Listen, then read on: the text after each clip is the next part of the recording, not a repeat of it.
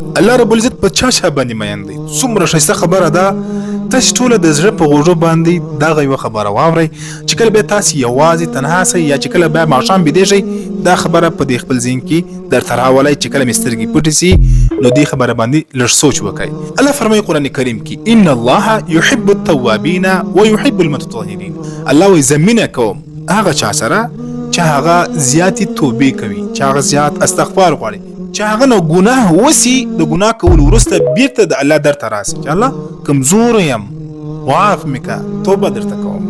صحیح سلو په اخلاص باندې. او دویم ويحب المتطهرین، هغه څوک چې هغه زیاته پاکي حاصلوي، پاک ګرځي، د زړه پاکي، د لباس پاکي، د بدن پاکي، د خپل ځان پاک ساتي، د ګناهونو نه هم پاک ساتي. الله وایي دغه کس دې سره زه مینه لرم. الله وایي د دوو شانو کې زما مینه پرته ده، او که چیرې دغه دوه صفات په چا کې راسي الله ورسره مینه لري. نو چې کله ماښام بیدې شئ نو فکر وکړئ په دې ورځ کې آیا د دوو خبرو باندې ما عمل کړی او که مې نه دی کړی.